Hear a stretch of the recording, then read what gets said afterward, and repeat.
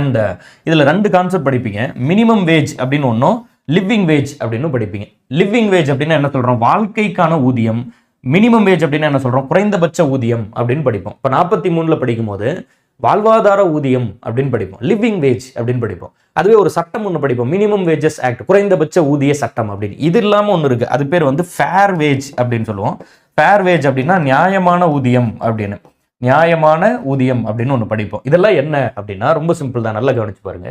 எல்லா உயிர்களுக்கும் ஒரு 3 விஷயம் தேவைன்னு நம்ம படிப்போம். என்னது, உணவு, உடை, இருப்பிடம். அது மனிதனுக்கு மட்டும்தான் உணவு, உடை, இருப்பிடம்.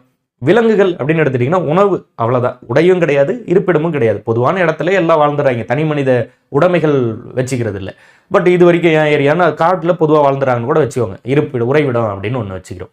இப்போ உணவு மிக முக்கியமானதாக இருக்கும். மனிதன் எடுத்துட்டிங்கன்னா 3 அடிப்படை தேவை. என்ன, உணவு, உடை, உறைவிடம். இந்த அடிப்படையான 3 தேவைகளை பூர்த்தி செய்யறதுக்கு அவனுக்கு பணம் வந்து சேரணும் அப்படின்னு நம்ம கூலி கொடுக்குறோம், அப்படின்னு பணம் கொடுக்குறோம்னா அதற்கு பேர் மினிமம் வேஜ், குறைந்தபட்ச ஊதியம். குறைந்தபட்சம் அவனுக்கு உணவு, உடை, உறைவிடம், அந்த 3க்காவது அவனுக்கு வந்து வழி இருக்கணும் அப்படின்னு கொடுக்கறது அந்த குறைந்தபட்ச ஊதியம்.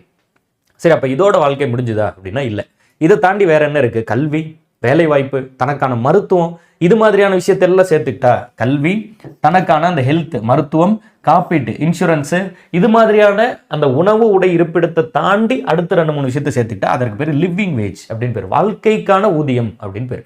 ஸோ இப்போ 43ல் நம்ம எதை பற்றி படித்தோம், 43ல் லிவிங் வேஜ் அப்படின்னு படிக்கிறோம். அப்போ டிபிஎஸ்பி என்ன சொல்லுது, வெறுமனே உணவு, உடை, உறைவிடத்தை தாண்டி ஒரு கல்வி, அவனுக்கான இன்சூரன்ஸு, அவனுக்கான அந்த ஹெல்த்து, இது மாதிரியான விஷயத்தையும் பூர்த்தி பண்ணிக்கிறதுக்கான ஒரு ஊதியம் கிடைக்கிற மாதிரி அரசு வழிவகை செய்யணும் அப்படின்னு சொல்லுது. அதான் லிவிங் வேஜ்.